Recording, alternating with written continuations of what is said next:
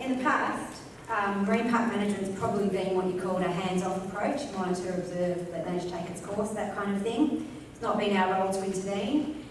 That's probably changed significantly now and is continuing to change. We've moved to an adaptive management and intervention approach, and the Raine Island Recovery Project is a great example of this. There we go. So Raine, just to set the scene, is very remote, off the edge of the outer barrier reef in the far north, 27 hectare K, very high level of protection. It's a scientific national park, no access to the public. It's pretty significant for a number of reasons.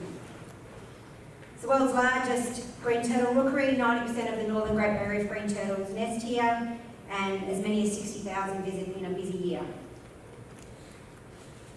It's got 84 species of seabird, one of the most important seabird rookeries in the GBR as well. 16 of them are known to breed on Raine, including some of these guys. It's also got some very significant historical monument on there. This is, as my daughter calls it, the Princess Tower, but it's actually a beacon, 14 metre tall stone beacon that was built by convicts in 1844. Additionally, it's really significant from an Indigenous perspective. It's got a complex cultural history and landscape spanning tens of thousands of years. The Wuthathi people from Cape York have ancient connections to Raine going back tens of thousands of years when the coastline was right near the edge of what is the Great Barrier Reef now, and Raine was only 5 k's from there, about that, so you could see it, and it was a pinnacle jutting out, and now it's over 100 k's from the coast. And the Kemerkemer Meriam nation are the 3 easternmost Torres Straits islands of Meriam, Ugar and Erub, and those guys had connections about 3,000 years ago when it became a cave. It's a meeting and trading place for those groups, and so really significant for those guys. And also, our turtles at Raine have a broad migratory range through Torres Strait, North Queensland, and so are significant to Indigenous people for those reasons. So Raine's pretty special. Long-term monitoring of turtle nesting and hatching, though, indicated there was a problem with how it's functioning as a rookery, and that hundreds of adult females were also dying each year from getting trapped in beachrock, from cliff falls, and from heat exhaustion. So, what was considered at the time a pretty radical decision was made. Not to sit on our hands and watch this decline, but to intervene at one of the most special and most protected places in the GBR. We started off with safe to fail actions, chuck a management mooring in, that's pretty simple, gives you safe and easier access. We went on to look at easy ways to reduce mortality of breeding females. Cliff fall deaths made up a large percentage of the numbers of adult mortalities at Raine. They get up onto the middle of the island, they fall off the cliff on their back, and they can't get up. So, the idea of cliff top fencing came about, or turtle exclusion fencing. You stick a little cliff on top, if they get up, they can't get off on those cliff falls, fall on their back. 100 metres was stuck in 2011, and then that was successful, so another 150 metres in 2012, and the same in 2013. Some easy wins on the board. Then they're going to look at the low nesting and hatchling numbers. Why was that occurring, and what intervention actions could you do?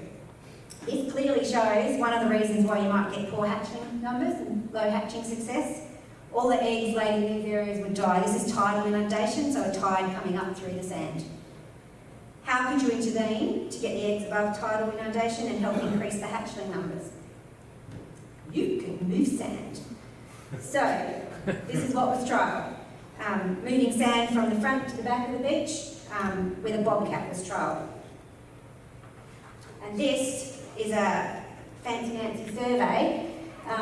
This is the island, the colours is the nesting beach, the middle bit in the white is the above that cliff line, the interior of the island. What you don't want is blue. Blue is tidal inundation, any other colour is good if you're a green turtle egg. That little green bit down there is where the bobcat trial was, so you can see it raise the sand above inundation level. So, it's feasible, time to upscale.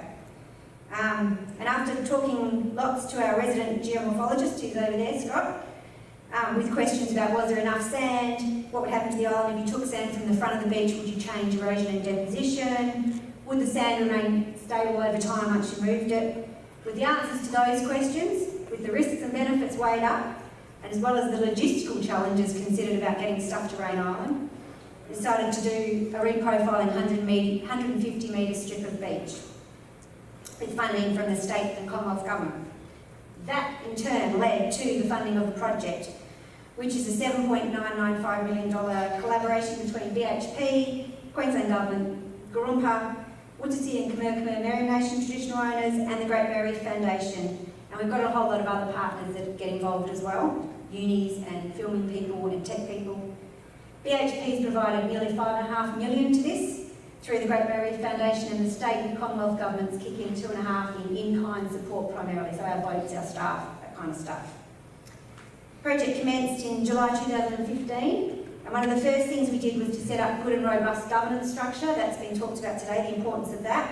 Decision-making reference group with traditional owners, Commonwealth and state relevant experts was all set up, and they make the decisions around the project. We've got a scientific advisory group that provides advice to us, and an Illua working group that also provides advice to the group. So, it was time to upscale again. There was positive results from that 2014 reprofiling. All the eggs laid in there were above inundation. There was increased numbers of hatchlings, and the area had remained stable, hadn't moved. So with that money, we went up again. We upscaled again. And in 2017, August, September last year, took another barge up, 2 tipper trucks, a dozer, a drott, and a bobcat, and gave it another crack. And this is a nice aerial of it. In 2014, moved 6,400 cubic metres of sand. Last year, moved 15,000 cubic metres. So if you look down on the island now, we've done about 20% of the nesting beach, or about 20,000 metres square. That's a shot there that shows it quite well. We've learned a whole lot of lessons along the way as well. The first time we did it big scale, we didn't take that grass off the top, and we basically moved sand to the front and put it on top of it. And that grass veg didn't come back that quickly. This time we stockpiled the sand with the grass, put it back on top, and it's come back quicker. So we're learning as we go along. That's that shot from before, just as a reminder. Remember blue's crappie for turtles? This is now after the last one, so that shows where we've moved sand and it being above inundation level. And we're in the planning stage of doing another one within the next 2 years, a big one, and hopefully going to get some best bang for buck in these kind of areas here. So that's where we're looking at now. And just very quickly, while we had the machinery on site and traditional owners and geomorphologists on site, there's this spot here that was dug at Death Rock. This is a drone shot, that's Death Rock there, that blob in the middle. 21 deaths in 16-17 nesting season from cliff falls. Difficult to fence because they had big overhangs. So while we had machinery on site, we chopped off some of those overhangs, infilled under some of those ledges, and managed to fence the top. So it looks like that now. And last nesting season, we had no deaths there from cliff fall.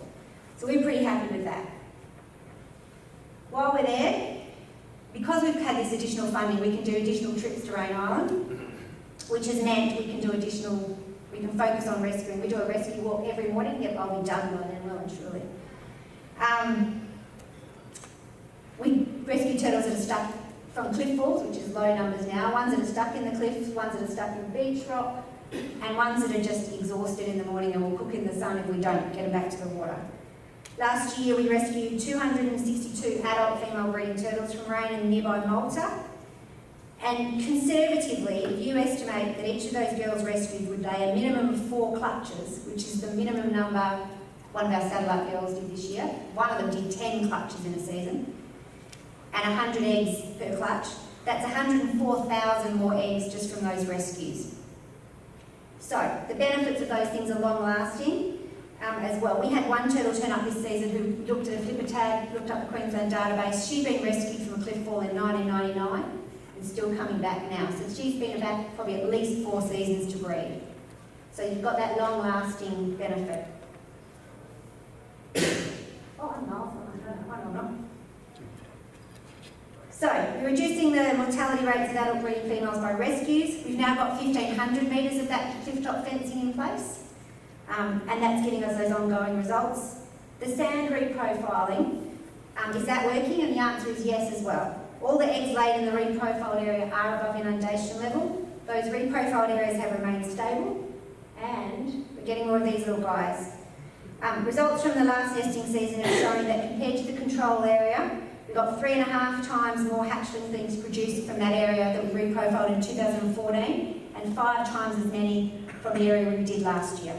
So we're pretty happy with that. Just a couple more to go. Additionally, we're having really great results with our partnership with traditional owners who are really key to this project being successful. As well as being decision makers in the project, they have paid employment on every trip, and as well as increasing their capacity with training.